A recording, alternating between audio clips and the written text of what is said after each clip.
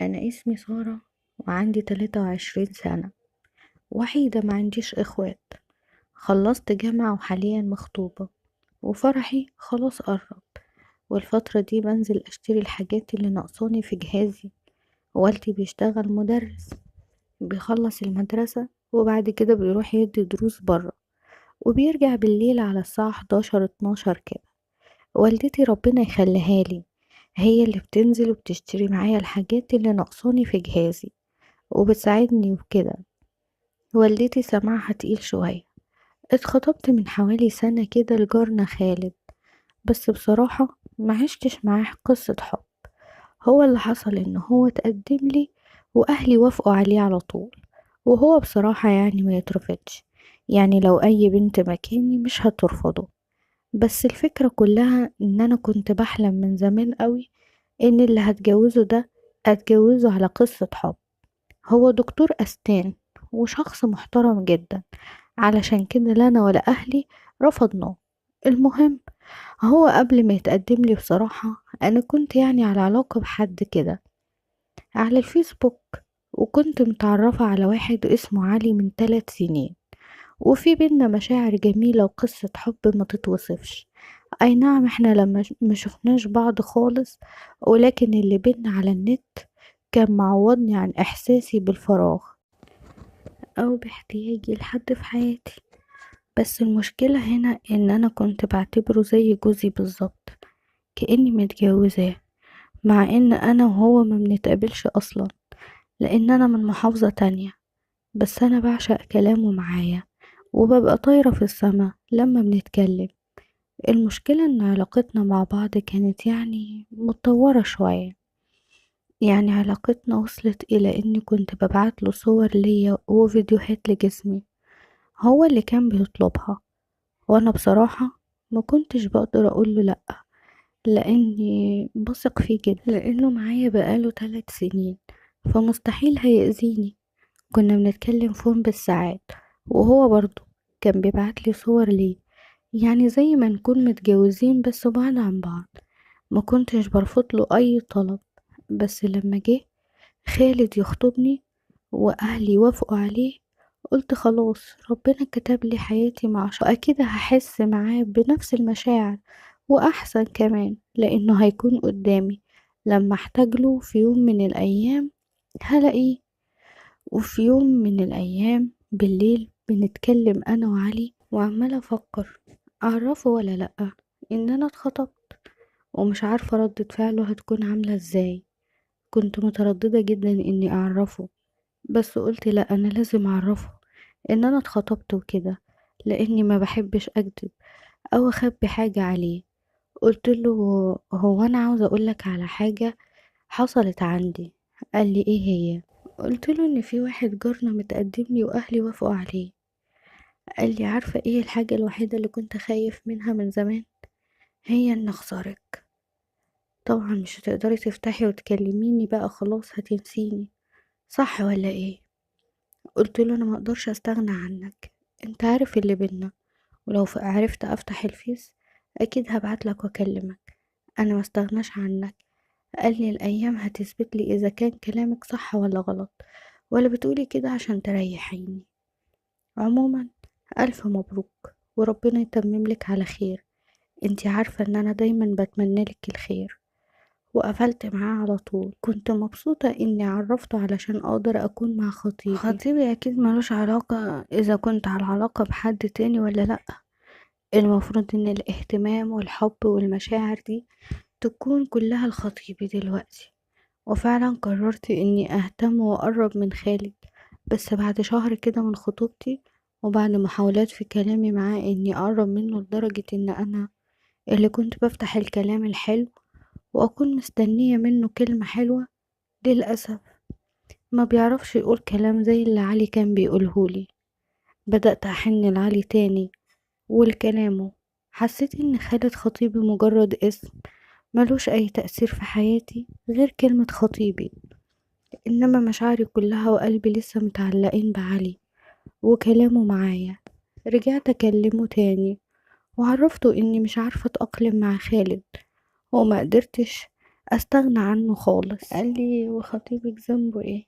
قلت له ذنبه ان هو مش زيك، ما بيعرفش يحتويني ويأثر فيا او يعاملني زي ما انت بتعاملني.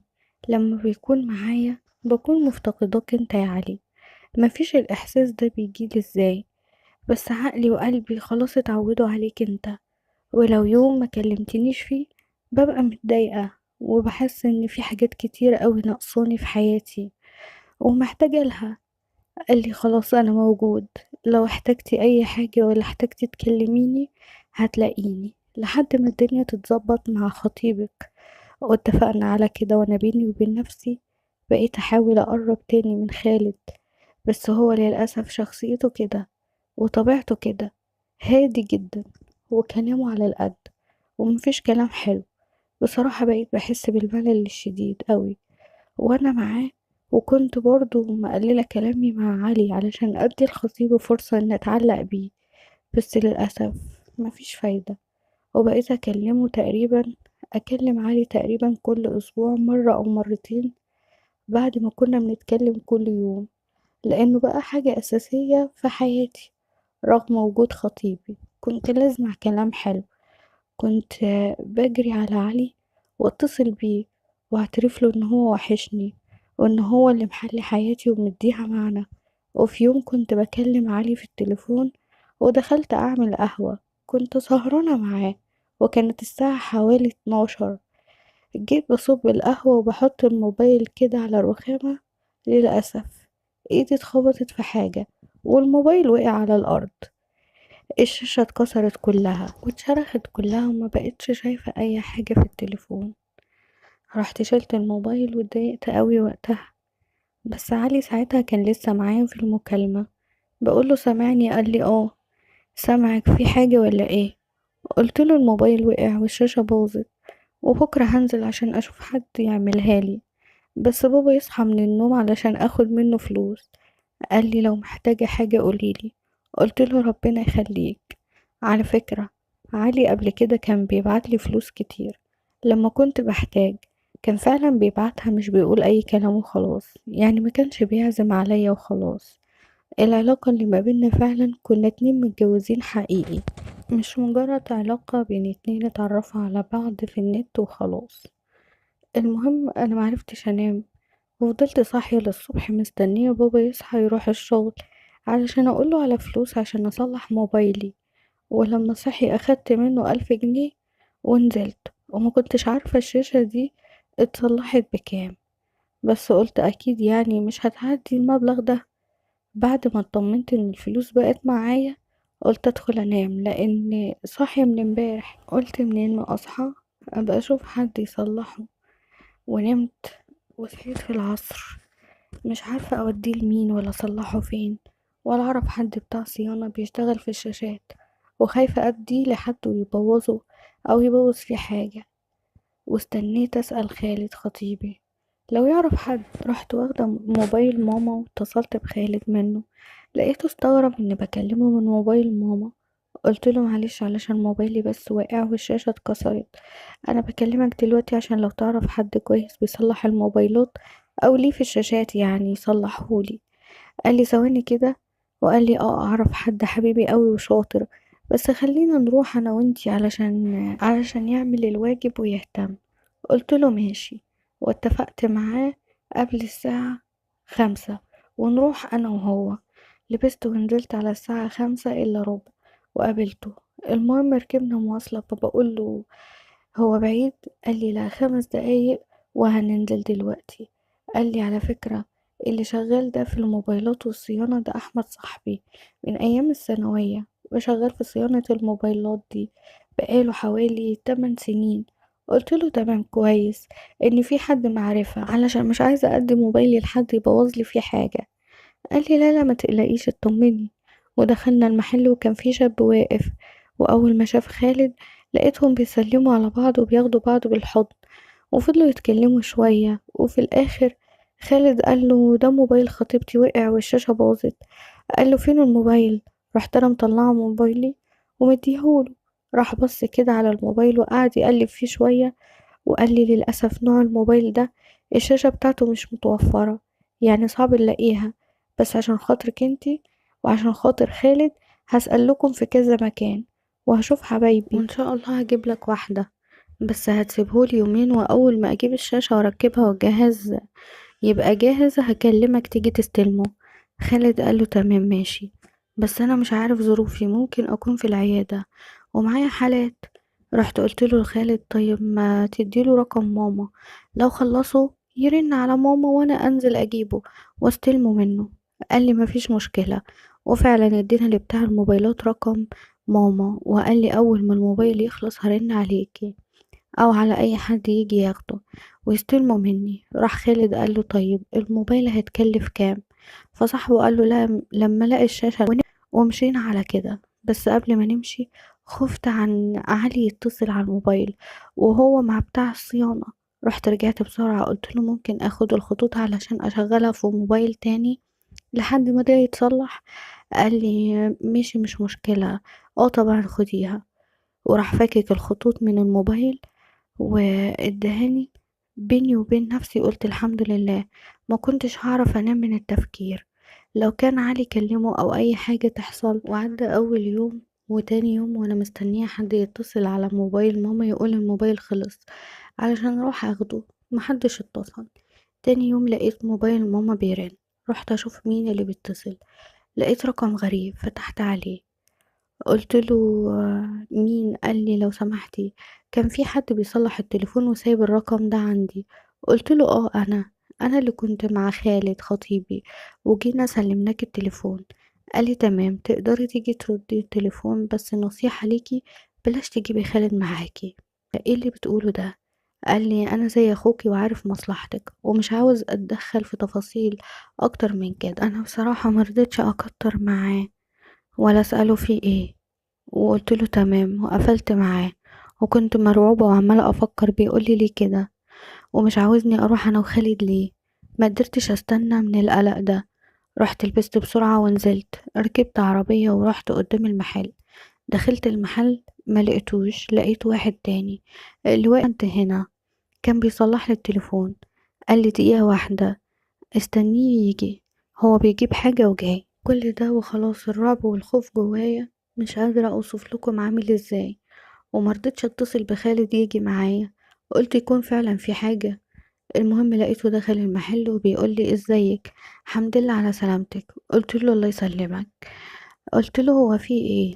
لقيته راح نده على الشاب اللي كان واقف في المحل وقال له روح هات لي حاجة كده انا مش عارفة هي ايه، حاجة يعني تخص الموبايلات وكده من عند واحد تاني، ومشاه من المحل. لقيته بيقول لي هو في حد يسيب موبايله كده من غير رمز امان؟ قلت له ليه بتقول كده؟ قال لي بصراحة انا عرفت عنك كتير بس ما تخافيش، عمري ما هأذيكي. قلت له عرفت ايه؟ طبعا وانا بقول له عرفت ايه انا على طول جه في بالي الشات والكلام والصور اللي بيني وبين علي. معرفتش ارد عليه. كان الولد اللي قدامي في المحل كان جاب الحاجة ودخل المحل. قال لي عموما انا بعتلك طلب صداقة على الفيس وهكلمك بالليل، وخدي الموبايل وسيبك من الفلوس دلوقتي، نبقى نتكلم بعدين علشان الواد اللي جه يعني وكده. وخرجت من المحل وانا راسي بتلف وقلت انا خلاص اتدمرت واتدمرت حياتي. وقفت عن التفكير مش عارفة اتكلم مش عارفة انطق مش عارفة اقول اي حاجة. حسيت ان الدنيا وقفت بيا لدرجة اني ما كنتش عارفة اروح البيت، حساني تايهة. روحت البيت وانا سرحانة وعمالة افكر ايه اللي بيحصل معايا وليه فتحت تليفوني وقلب فيه. فتح الفيس لقيته فعلا طلب صداقة بس مش باسمه، عامله باسم واحد تاني. قبلت الطلب ومرضتش ابعتله حاجة، قلت لما يكونش هو. وعلى الساعة 11:30 بالليل كده لقيت رسالة جايالي من الاكونت اللي بعتلي رسالة، اللي بعتلي طلب صداقة. بيقولي ازيك يا سارة. قلت له انت كمان عرفت اسمي؟ قال لي انا عرفت كل حاجة عنك مش بس اسمك. بس قوليلي انتي مخطوبة لخالد بقالك قد ايه؟ قلت له تقريبا سنة. قال لي ياه سنة؟ قال لي انت معاكي حق، خالد ده غلبان وعايش في عالم تاني. قلت له انت بتقولي عرفت كل حاجة، مش فاهمة برضو عرفت عني ايه؟ قال لي بقولك كل في كلمة واحدة بس. قلت له ايه هي الكلمة دي؟ راح بعت لي وقال لي علي. هو قال لي كده وانا قلت خلاص حياتي وسمعتي راحوا. لقيته قال لي بس ما تخافيش، بس تفتحي دماغك معايا. انا مرضتش اتصل بخالد يجي يتفرج بنفسه، وقلت اكيد البنت دي بنت ناس، اكلمها الاول. بيني وبينك يا سارة انا خدت سكرينات الصور من عندك، يعني تقدري تقولي كده في نسخة تانية من الكلام والصور اللي على موبايلك دلوقتي معايا. قلت له طيب وليه عملت كده؟ حرام عليك. قال لي عملت كده علشان لو ما فتحتيش دماغك معايا انا ساعتها هبعت الحاجات دي لخالد واعرفه كل حاجة، وده صاحبي وده واجبه عليا. قلت له افتح دماغي معاك ازاي؟ طيب يعني ارجوك بلاش اذية وامسح الحاجات اللي عندك دي، انت مش هتستفاد بيها حاجة غير انك هتضيع مستقبلي. قال لي ومين قالك اني مش هستفاد؟ قال لي سارة هو النهاردة كام في الشهر؟ قلت له النهاردة 15 في الشهر. ليه يعني؟ قال لي حلو قوي، يوم 30 الاقيكي جايبالي 1500 جنيه تمن الشاشة، و2000 جنيه كمان ليا انا. قلت له ليه يعني انت عاوز 3500 جنيه؟ انت يعني عاوزهم والموضوع ينتهي؟ قال لي اطمني، ادفعي وما تقلقيش. قلتلك مش هأذيكي. قلت له خلاص اتفقنا. قعدت افكر اتصرف ازاي واجيب الفلوس دي منين، وبابا يدوب مديني فلوس الشاشة بالعافية. انا كده محتاجة 2000 جنيه، لا ده انا محتاجة 2500، لان بابا كان مديني 1000 جنيه، وما كانش قدامي اي حل غير اني ابيع الحلق بتاعي. انا كده كده ركناه ومش بلبسه، وماما مش هتعرف حاجة. بس المهم اخلص من الموضوع ده. رحت فعلا خدت الحلق ونزلت بعته ب4200 جنيه، واستنيت لحد ما جه يوم 29. طول الفترة دي من آخر رسالة هو بعتها لي ما بعتليش أي حاجة تاني. يوم 29 بالليل لقيته بعتلي رسالة بيقولي اوعي تفتكري اني ناسيكي، ومردتش عليه. وتاني يوم خدت الفلوس ورحت للمحل، قلت له اتفضل الفلوس اللي طلبتها مني، بس بالله عليك تمسح اي حاجة عندك وتقفل الموضوع ده نهائي. وراح واخد مني الفلوس وقال لي انا ممكن اوريك الحاجة اللي معايا واريحك واعمل نفسي مسحتهم قدامك، بس اكون حاططهم في مكان تاني. قلت له يعني ايه؟ قال لي روحي دلوقتي وما تقلقيش، ما تقلقيش من اي حاجة. ومشيت وانا مش عارفة ايه اللي هيحصل معايا. وقال الموضوع كده انتهى بالنسبة لي ولا لأ؟ روحت البيت وبعتله قلتله كده الموضوع خلاص انتهى، وانا اديت لك الفلوس اللي انت طلبتها مني وما تأخرتش عنك. ارجوك ارجوك اطلع بقى معاه، اطلع شهم معايا وامسح اي حاجة وانهي الموضوع ده خالص. انا فرحي خلاص قرب وفاضل شهرين واتجوز، ما تخربش بيتي. قال لي ربنا يسهل. قلتلك ما تخافيش. وقفل معايا. طبعا انا الفترة دي مش قادرة اوصف لكم كنت عاملة ازاي، لدرجة ان كنت بفكر اصارح خالد بكل اللي حصل معايا، بس خفت يسيبني قبل الفرح، وفرحي كان فاضل عليه شهر بس. قلت اسايس في بتاع الموبايلات ده لحد ما اتجوز واحاول انهي الموضوع ده معاه، انهيه باي شكل من الاشكال. قلت انا مش هبعت حاجة تاني لبتاع الموبايلات ده خالص، واحسسه اني مش مهتمة باي حاجة من ناحيته. عدى 3 اسابيع ولقيته بعتلي على الفيسبوك ازيك اخبارك ايه؟ قلت له الحمد لله. ولقيته بيكرر نفس السؤال ده تاني وبيقولي هو النهاردة كام يا سارة؟ قلت له النهاردة 21. انت بتسأل ليه؟ قال لي يوم 30 تجيبيلي 2000 جنيه. قلت له حرام عليك، ما انت طلبت مني فلوس قبل كده من شهر وجبتها لك، والله العظيم انا بعت من ذهبي علشان اتصرف لك في الفلوس دي، احنا ناس على قد حالنا ومش معايا المبلغ ده. لقيته بيقولي انا ماليش دعوة بالكلام ده، على قد حالكم مش على قد حالكم دي حاجة ما تخصنيش، انا طلبت منك حاجة وهتجيبيها، ولو مش هتجيبيها انت حرة. قلت له والله العظيم انا مش معايا فلوس، انا لو معايا مش هتأخر عنك، بس فعلا معيش، ارجوك اعتبرني زي اختك، ترضى حد يعمل معاها كده؟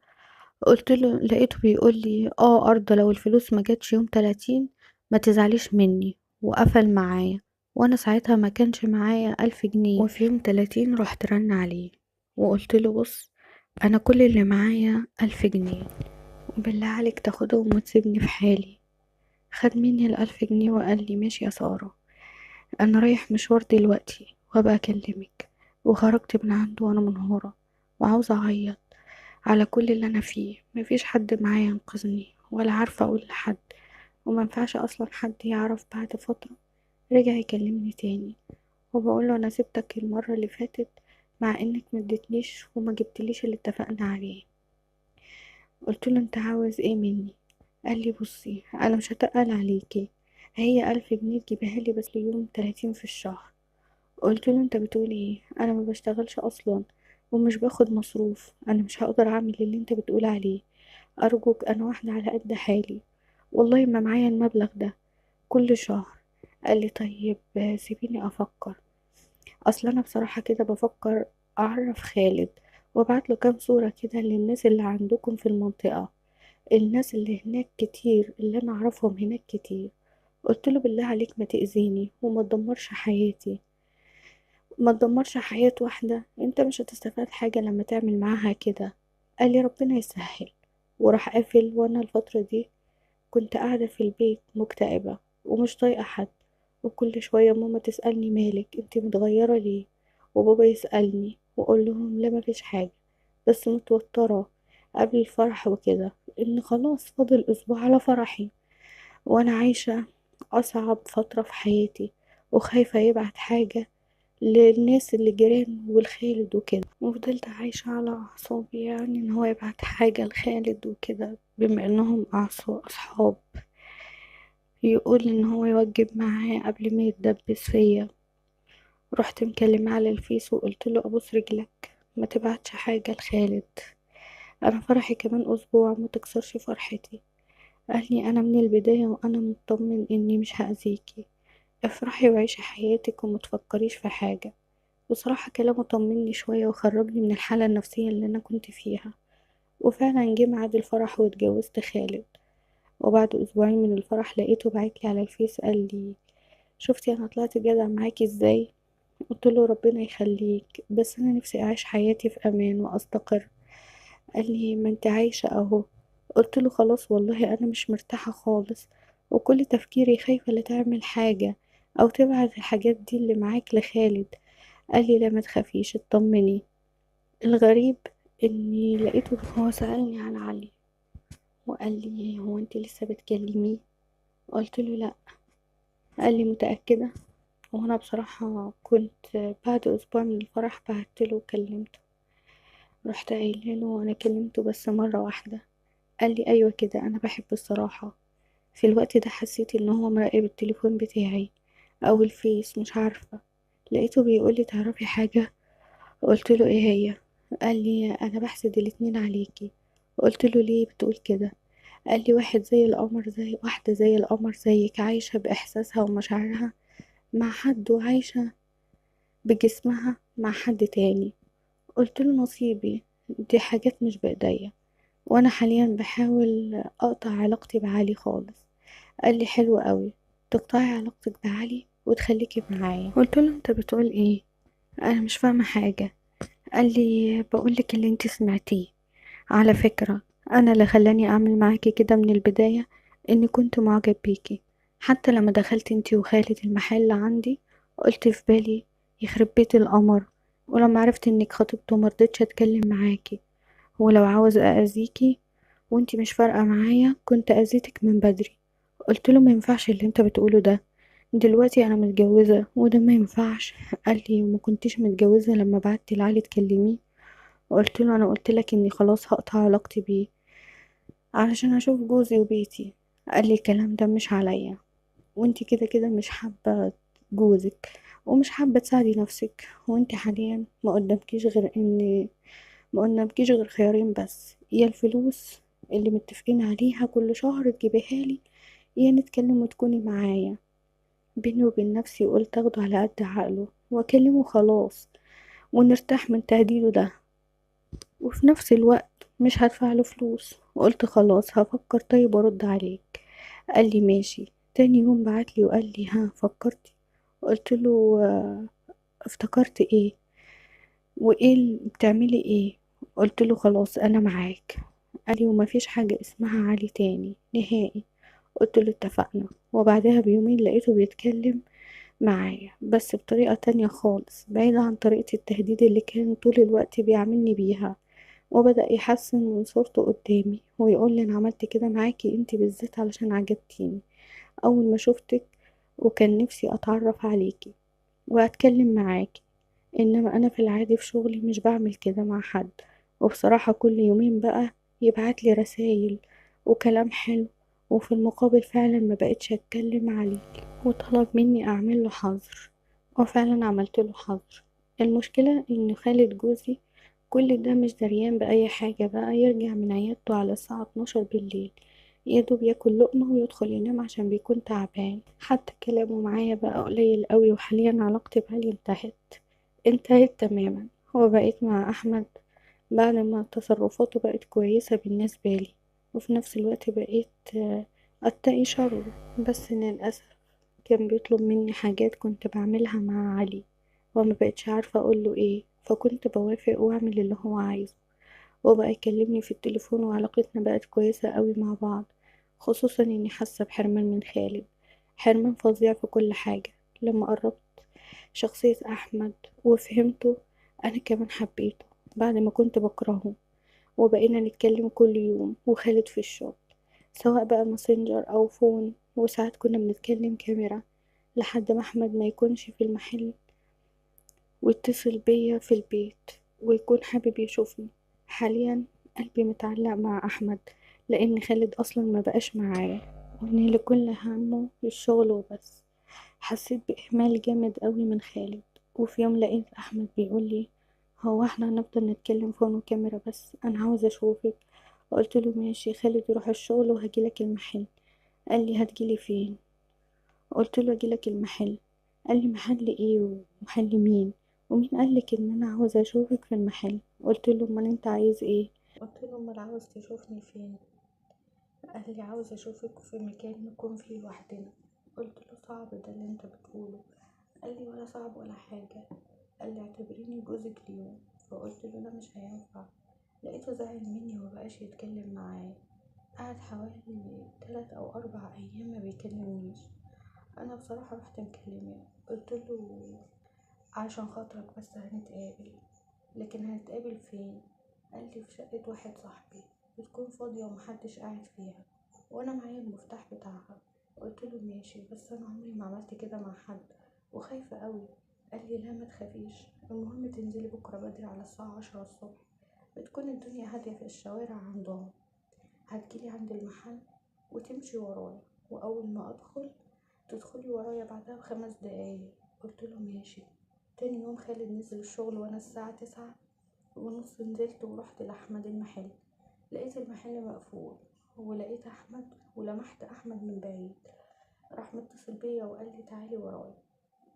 فضلت ماشية وراه لحد ما دخلت الشارع وراه. راح دخل البيت وقال لي: استنيني شوية. كل ده بيكلمني على الموبايل، وبعد دقيقتين 3 لقيته قال لي: تعالي ادخلي البيت واطلعي تاني دور، هتلاقي باب واقف عند الباب. اول ما وصلت ودخلت الشقة وقفل الباب، واول ما قفل الباب لقيته حاضني، وحسيت ان اول مرة اشوف واحدة، لدرجة ان حسيت انه عاوز يعمل كل حاجة. وتعبت جدا وانا معاه، واول مرة احس بكده مع حد. فرق كبير بينه وبين خالد. واحمد حسيته حاسس بيا قوي، كل حاجه بيعملها معايا حسيتها بيعملها بحب. انا اللي بقوله ان انا اللي عاوزه اجيله، واتعلقت بيه. علاقته معايا حاليا ما بقتش قادره استغنى عنها. ممكن اقابله تقريبا كل 10 ايام او 15 يوم، وفي نفس الوقت بقيت احس اني بقى تأنيب ضمير وكده، واني بعمل حاجه حرام وسايبه خالد. بس خايفة من ربنا، وخايفة ان خالد حتى ما بيسألش ولا بيهتم بيا خالص. على العكس مع احمد لقيته فيه كل حاجة بحبها. انا بقيت بين نارين ومش عارفة اعمل ايه، اكمل مع احمد ولا اعمل ايه. وان اللي شايف العلاقة دي غلط ولازم تنتهي يكتب لي في التعليقات وينصحني ويقول لي اعمل ايه. مستنية تعليقاتكم.